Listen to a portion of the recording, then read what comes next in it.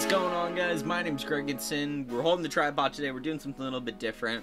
The computer's unplugged. We have the screen right there. There's the mic, and we got the laptop to record our audio. But we're doing something good today. This is Budget Geek Lifestyle. We like to do things cheap. And this right here is a cheap thermal pad that I got off eBay for about $1. It's 100 by 100 by 1 millimeter. All around $1. Came from China. Took about 2 to 3 weeks to ship here, and I'm really excited because today we're going to be changing some of the thermal solutions on my desktop over here. As you can see, this is the good old boy, but inside is a 2500K and an Asus P67 motherboard. That was the overclocking chipset for Sandy Bridge, I believe. And with that, it's an old motherboard. It probably needs some of its thermal pads changed and the thermal paste on the chipset, and that's exactly what we're going to do today. I have some thermal paste right here to go along with it. We got our coffee filters and some 91% isopropyl alcohol. You can't get anything higher here in the States for some reason. It's just really hard to find, at least in my area. So what we're going to do is we're going to take my computer downstairs so we can be in a static-free environment, and we're going to change out all of this together, and I can show you guys how to extend the life on your components for just a couple dollars. Get yourself some thermal pads and some non-conductive thermal paste. Anyways, I'll see you downstairs. Alright guys, so we're downstairs. We got the motherboard out. Gonna have to take off the cooler, unfortunately, because it looks like this heatsink is kind of covered by it, and the one up front, if we can get a good look at there, is basically also blocked off by this huge thing as well. So that sucks. It does have screws on the front, which is nice, but this chipset looks like we're gonna have to pop some pins in the back. If we can get a good look at that right now. Probably not. Oh boy. So nope. Oh wait, no, they're just screws. So that makes things easy. We don't have to get any pins or anything. Some motherboards have pins, which is annoying. It's kind of like that Intel stock heatsink where you have to like push the clips in. That's really annoying. So we're gonna try and see if we can get that off cleanly first, because I really don't have to mess with this. You know what? Let's take off the cooler first.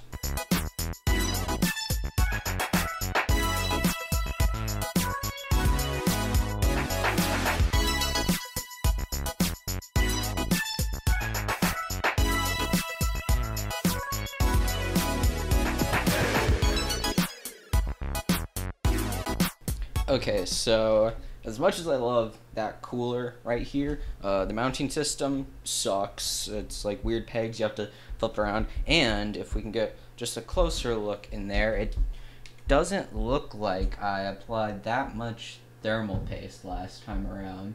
So that's a problem. We're gonna absolutely fix that. I'm so glad I decided to do this. This might actually help CPU temps a lot more than I thought it would, just because of this reapplication of thermal paste. So next, let's just clean up this thermal paste situation so I don't have to deal with that while I'm down here. Looks like some thermal paste just got right there as I was cleaning. It's better to clean that up. Thankfully, it only got on the CPU, not in the socket itself, so we're fine. Just have to clean this up and let it dry out a bit. This is the stuff that they don't teach you in those online tutorials, when you have to clean out those cracks and crevices. Lots of thermal paste on my hands, but hopefully we can get to the actual chipset soon.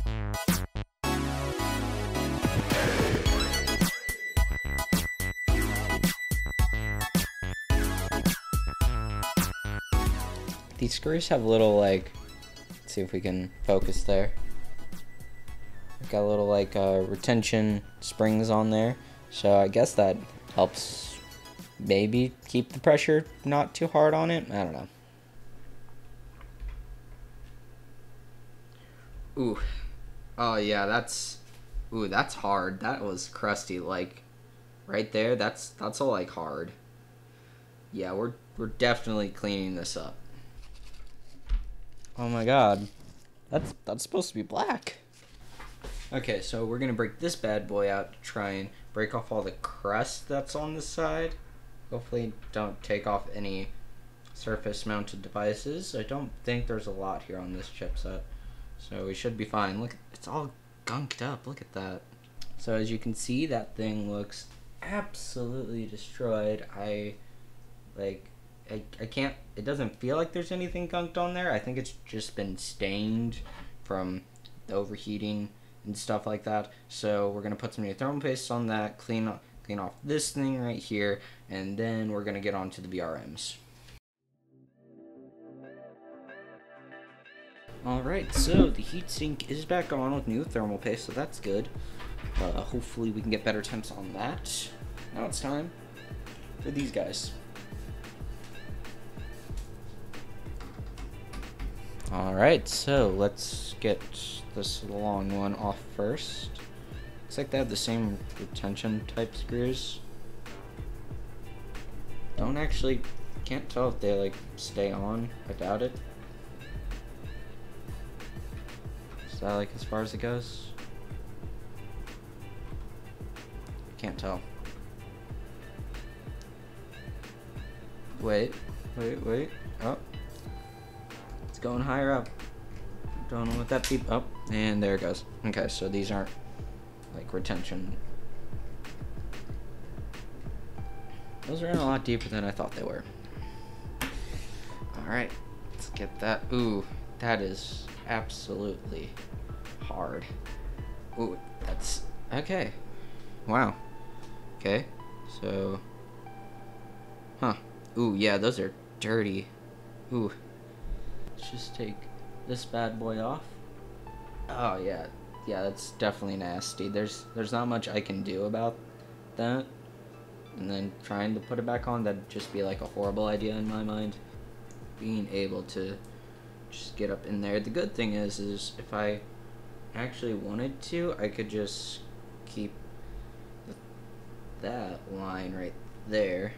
Which you can, it might be a little bit hard to see, but just kind of like on this crease goes along the whole edge of the VRM, so technically we don't have to have the thermal pad as long as the whole heatsink. I don't think it'll help conduct heat that much as it is, so I think just kind of going along this right here is probably the best bet.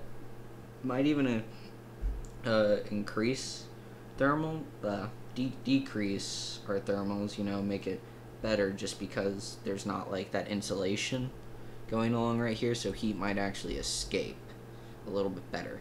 Who knows? I'm not the best when it comes to thermoconductivity and physics. Yeah, I think I'm just gonna try and cut along that and hope for the best. Not the best line, probably could have used a Sharpie or something to try and make that a little bit straighter. It's actually a little bit longer than the VRMs, so it's actually probably not gonna be too bad. Get that top layer of plastic off. Right there.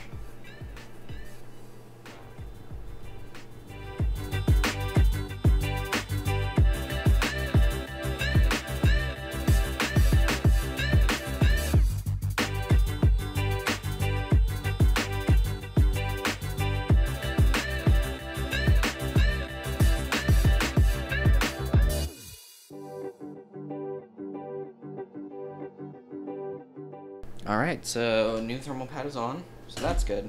I might adjust that afterwards just to see if it is all the way on there, because it seems a little bit off. Maybe I just cut it a little bit thicker, but I can't get it in this one. Are these push pins? Wow, I think these are actually push pin ones. I thought I wasn't gonna have to deal with this today.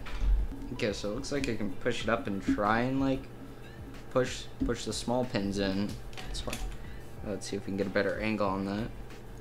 Like if you can see it rise a little, but I don't think I'm gonna be able to push it in with just my fingers. It's not only are my fingers fat, the pins are just, stop that phone. The pins are just really small. So yeah, I think I'm just gonna have to deal with that maybe getting crusty, which sucks. Well, unfortunately, we couldn't replace this VRM thermal pads, but yeah, hopefully it doesn't affect thermals too much. I expect this to at least improve by like a degree or two Not too much, but it's gonna help definitely with the overclock that I have on my CPU. This thing's running at 4.4 gigahertz with 1.35 volts on it almost all the time. I can't get the voltage to go down without it crashing, because this thing has been through a lot. So let's drop that bad boy in. Yeah, it's in. And then put some new thermal paste on it. Definitely not the best stuff I could have. This is some Tunic TX2. The company went out of business. I went to the website and it just doesn't exist anymore. Still sell it on Amazon and stuff like that, so I recommend picking up not this stuff, but some Thermal Grizzly Conductonaut, I believe it is, or some Arctic Silver MX4 or 5, I believe it is.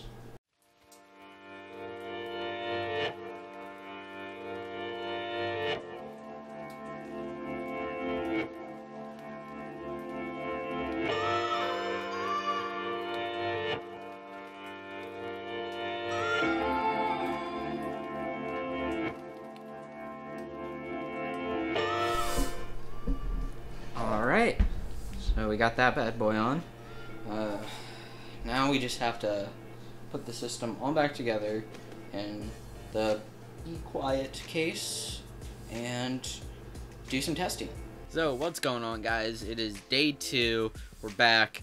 I did some more testing in IDA64 because yesterday I was getting some strange results. If we take a look at the footage from when I first did my baseline testing before I changed anything, you can see the temperatures right there. Everything's not too hot. I just wanted to try and get everything down a little bit. After I changed everything out and went into some more testing in IDA64, temperatures were higher than I actually expected. As you can see, everything was about a degree or 2 higher minimum, as well as like on the max. It's very disheartening to see that, so I was kind of confused, but I think I have an explanation for why that happened. First of all, I can't really control for ambient too well in this house. The insulation's not too good. I don't have a great AC unit. It's like window AC units, so things just aren't the greatest here. Because I can't control for the ambient, it might have been a little bit hotter, especially because it was later on in the day, which means the house probably got a little bit hotter. The AC units had to work a little bit harder, which means that temperatures could have risen in the system a little bit more. I can say this right now because of the numbers that I'm getting today. If we take a look, here, see, this test ran a little bit longer, so temperatures will be a little bit higher, but they were actually lower than the max. It was around the same as day 1 testing, if not within 0.5 degrees, something like that. It was actually really stable. So I think the change in ambient is probably what caused the change in temperature. Now, a couple other things that I don't think were as likely to happen were, one, IDA's just not that great of a stress test, so it's not stressing the system that hard, so I'm not actually seeing the biggest change in temperature that I might have actually from changing out that nasty thermal pad and the crusted up thermal paste. What could have also happened is that that stuff just didn't have time to break in. Sometimes thermal paste and pads can have like a weird break-in period. I believe some older Arctic Silver stuff actually performed better over time, which doesn't make too much sense to me, but I guess that's possible, having a break-in period for some of the stuff. Not only that, my CPU temperatures were about the same, if not a little bit better, probably within margin of error, but there's just not a lot that I controlled for when making these tests. So, can we actually get cheap performance just by buying some thermal pads and replacing them? You know, some thermal paste on the motherboard? I don't know, but I do want to do this testing on some older graphics cards that I have.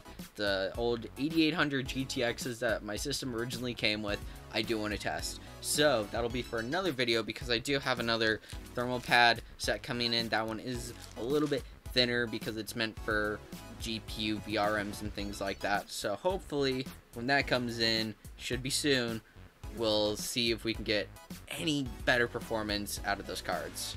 So that is all for today's video. I'm sorry for the anticlimactic ending. I was just really curious. I honestly thought I would have seen like at least a noticeable 1 to 2 degrees drop, but of course I didn't test this as well as I should have. If you want to comment down below about how much of an idiot I am, please do. I really want to hear your thoughts. If you liked the video, hit that like button. If you didn't, you know what to do. If you want to say subscribe for more Budget Geek Lifestyle things, please hit that subscribe button. It'll be somewhere up in the corner over there. If you want to see any more of my content, please hit one of the videos on the side. One will be one I recommend to you, one will be one YouTube recommends to you. Check out all my links in the description below for when I stream on Mixer, my Twitter account where I ramble about things, anything else I do on the internet. My name's Gregandcin. I'm out.